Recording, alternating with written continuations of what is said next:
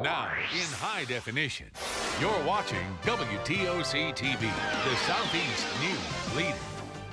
Good afternoon, everyone. I'm Mike Sela. A gunman in custody after a standoff this morning in downtown Savannah. Of course, we followed it live right here on WTOC. We'll have much more on that story in just a minute. But first, more breaking news to tell you about a chase in the Summerside neighborhood in West Savannah. These are pictures just sent in. We're told there's been a crash near Clinch Street and Milton Street and that a suspect got out of the car and then took off running into a wooded area. These are some of those pictures. Another photo just taken of that scene out there. We are still trying to get word of exactly what's going on in this situation, and we will hopefully get more on that to you. But again, a chase in the Summerside neighborhood in West Savannah. We do want to tell you about that latest situation in downtown Savannah that we had all our coverage here on this morning here on WTOC. We have team coverage continuing now.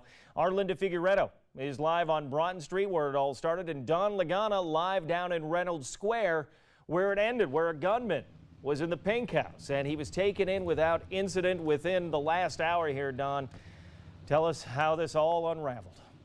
Well, it started, as you mentioned, on Broughton Street. Linda obviously will have some of that. An FBI agent and a plainclothes officer saw the shooting involving the suspect. He ran to the Pink House more than 3 blocks away. Seth Stevens is a contractor doing work at the Pink House. You saw him come in. What happened? When he entered the Pink House, he came into the kitchen doors and actually hit me with one of the doors, and then proceeded downstairs into the Pink House. That time, about a minute or so later, someone asked if someone would run through, and I told him yeah, and then went downstairs to take a look at everything. And then by the time I got to the top of the stairs, Savannah Chatham County Police had started to evacuate everyone from the building. You went down looking for him? Yeah, unfortunately. Well, I'm just fortunate that he wasn't armed. Yeah. All right, Seth, thank you very much. And after that, the entire area blocked off and closed down as SWAT teams moved in. We had police officers at every corner, Reynolds Square, Johnson Square, Broughton Street to Bay Street, and Habersham down to Drayton Street and Whitaker, all closed down as police tried to get in there and get this person out. At first, we thought there was a hostage situation. We found out there were no hostages, just the suspect. And after a few hours, they were able to talk him or get him out of there. But we had people who were in the office buildings watching this all unfold. They said they saw the SWAT team go down a hatch on top of the old Pink House and actually get inside. And it was a little while later when we were told that he was found and he was in custody and everybody was safe. The SWAT team went in, they cleared the building floor to floor, and it's my understanding they found him on the main floor. They took him into custody without incident. Still more to this story as more is happening, and obviously the people here happy to have everything back to normal as downtown has now reopened in some areas and people are getting back to work and not having to stay inside their buildings as they did all morning long. Mike. Okay, and we will have much more on this whole situation and how it unfolded. Don, I know you still have a lot of legwork to do. We're still trying to get confirmation on the suspect and things like that as the police are continuing with their investigation. Of course, we'll check back in with you in just a little bit. Here's, though, what we do know at this point. Let's give a little bit of a rundown. A report of shots fired on Broughton Street at about 8:15 this morning. The suspect then took off. Police in pursuit. They went to the old Pink House. Everyone made it out okay. The SWAT team moved in, and the suspect was taken into custody at about 10:50 this morning, shortly before 11 a.m. Now, the Bryan and State Street parking garages, they were shut down for a bit. Also want to let you know that SCAD had people staying in their buildings. They didn't allow people out of their classes. They didn't switch classes, but they will be starting up with their classes again at 2 p.m. today. Now, we've been trying to talk about things getting back to normal and the situation out there, and we've told you that our Linda Figueredo down on Broughton Street, and we will check back in with her. But now we want to get back out to our other breaking news story that we told you about at the top of the show. Let's go back out to Clinch Street, where we were telling you about that accident where a suspect took off running in the woods. Our Sharice Thompson is joining us now live from West Side Savannah at this point. Sharice, what can you tell us on that situation? Well, Mike, right now I am on Milton Street, right off of MLK Boulevard, and we have several police cars, Savannah Chatham Metro police officers. They have blocked off Milton Street. We see 2 police cars. They have their sirens on. You can hear police sirens in the background. There is also a helicopter flying over. Now, we are not exactly sure what is going on now, but police tell me that this street may have been where this whole situation may have gotten started. Perhaps the gunman lives in this area, or perhaps for some reason he was on this street in this area. But again, we have very, very limited information. I've been in contact with police, and they're just trying to figure all of this out. But again, we saw a SWAT team. They have their guns drawn. There are several police cars that have blocked off Milton Street. We've seen police officers literally running up and down Milton Street. It looks, too, like the street is pretty much deserted. We've been in contact with police. Again, they have very limited information to tell us, but something is definitely going on here right now, Mike. Summerside neighborhood in West Savannah. We're going to check back in with you in just a little bit. Maybe if we get more information, we can bring that and make that available. Of course, we're going to post the latest information out there. Go to WTOC.com for that. Right now, though, we do want to check on our downtown sky cam here. As you can see, checking out the downtown area. Busy activity in the downtown after that sort of standoff and situation involving a shooting down there. Or shots fired, actually, and a suspect taken into custody. Let's check in now with Dave Turley.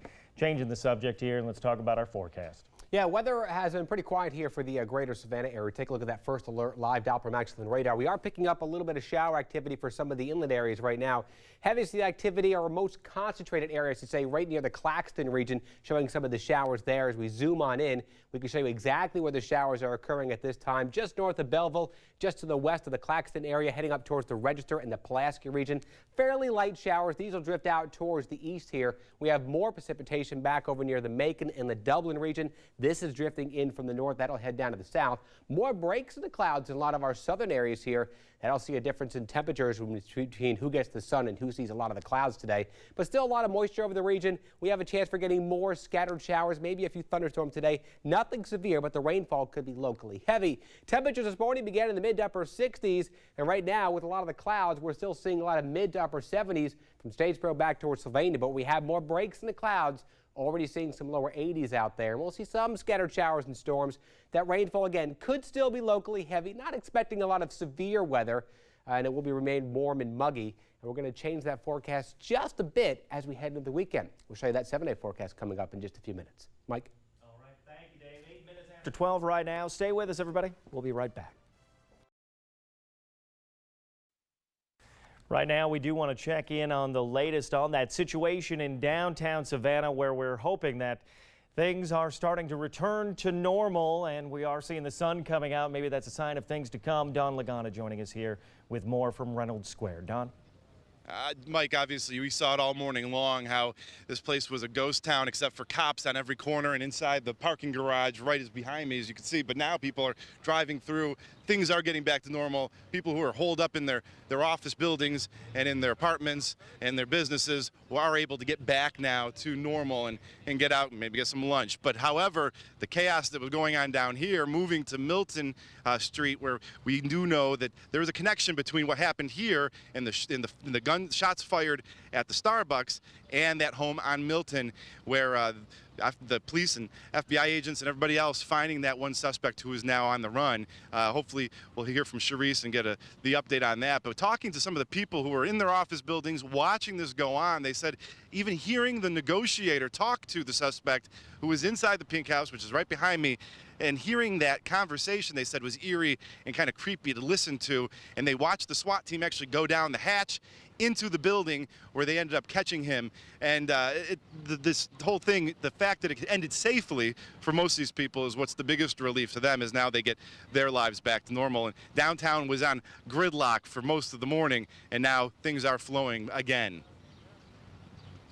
It's been about 20 to 24 hours worth of prep to get ready to go. And we've got, as you can see, we've got our employees hanging out ready to go, but they can't go. So, Mike, as you see now, everything getting back to normal, that situation, I mean, it seemed like maybe 2 hours, I guess, overall. But for everybody down here, it was really just everybody was just kind of stuck in place until we knew everything inside the Pink House ended safely. But again, as we know, there's that connection to Milton, and now there's a situation over there that police are dealing with again, chasing down another suspect. Okay, thank you, Don Lagana, of course, talking about a possible connection between what happened in downtown Savannah and what we had shown you a little bit earlier where our Sharice Thompson was. We're going to try to get back into contact with Sharice a little bit later to find out if we can get confirmation on this involving a crash and another person taken off. Don Lagana, thank you so much for that live report in downtown Savannah at Reynolds Square, out in front of the Pink House, where the hostage, well, not a hostage situation, excuse me, where the whole thing unfolded, where the gunman was taken into custody, where the SWAT team had to move in. Talking about things getting back to normal, our Linda Figueredo. She was out on Broughton Street earlier today as well, and they were even pushed back a little bit further from the scene to make sure that they were safe as well for the police safety. We want to check in with her right now. And Linda, how are things looking in that area? Things getting back to normal? Well, things are back to normal. It's back open here on Bull and Broughton Street. I don't know if you can see where I am right now, but we're standing right in front of the Starbucks. This is where we're told the shooting happened. Now, I did have a chance to speak to someone that had a friend that was inside the Starbucks when it all went down. They said they were inside, and all of a sudden an officer screamed, "Everyone get down," and that's when the suspects went running out the front doors and into that vehicle that we saw earlier this morning, the Jaguar that has been since towed away. We saw a gunshot in the window, the windshield of that vehicle as they were towing it away. And there's also a business right directly behind us. It looks like a restaurant that is cleaning up the glass of their door that was shattered as part of this chase. We also spoke to some construction workers that saw the suspect fleeing the scene, running through the alleyway towards the Pink House with a weapon, with the police in pursuit. So a very active morning here, but a lot of what was being talked about here is that there were so many businesses shut down as part of this, and many business owners just sitting, waiting for hours, hoping that they could get into their businesses and start the day off, and hopefully with no one being hurt at the end of this. And thankfully that was the outcome. But that's what we were talking to a lot of business owners about, just having to sit in that standstill and that gridlock, as Lagana said, until they could open these roads and continue the day on. Mike? Okay. A lot happening in the downtown area, things starting to get back to normal out there. Thank you, Linda Figueredo, for that live report, and Don Lagana reporting live as well. And we're trying to get more on that connection out at another accident and crash out on Milton Street in West Savannah that may be involved with everything that went down in the downtown Savannah area today. We'll try to get more with our Sharice Thompson. She is out at that scene, and we'll have that coming up for you in a little bit, hopefully. 15 minutes after 12 right now. We do want to take a live look, checking out our Weston Riverfront sky cam.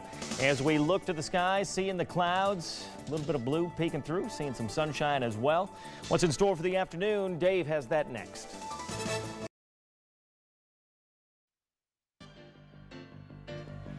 Welcome back to the news at noon here on a Thursday afternoon. A little bit of an active day today. Weather-wise, thankfully, things are quiet. 12:18 is our time. We'll take a look at our planner for today, showing that we're going to call for a 40% chance for more of those scattered showers and storms developing. 81 along the coast, 85 inland. Our first alert live Doppler Max 11 radar picking up some showers and even a few thunderstorms now.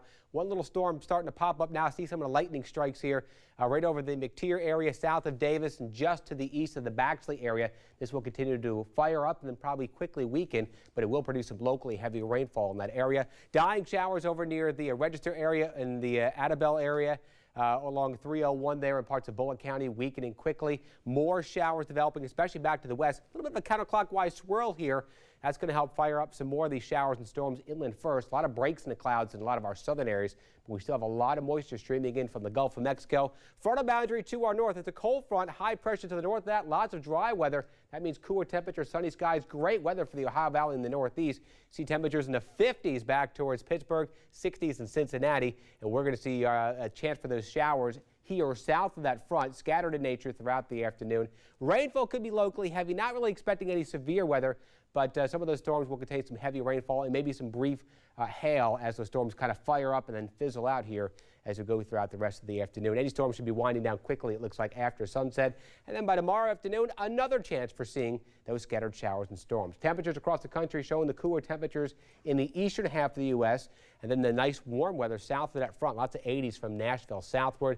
And we are seeing temperatures at 80 degrees here in Savannah, 80 also in Hinesville, 82 degrees over in Waycross.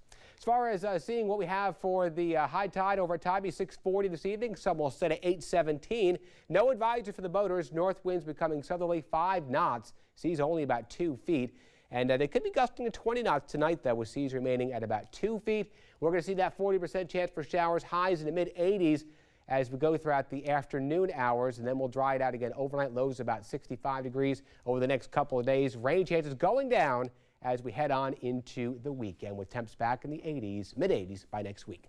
We'll be back with more of the news at noon after this commercial break. Welcome back. We want to get back to this breaking news. It gets a little weirder each time. More twists and turns involving that downtown shooting where shots were fired and a man holed up in the Pink House and may be connected to another case that's happening over in West Savannah right now along Milton Avenue.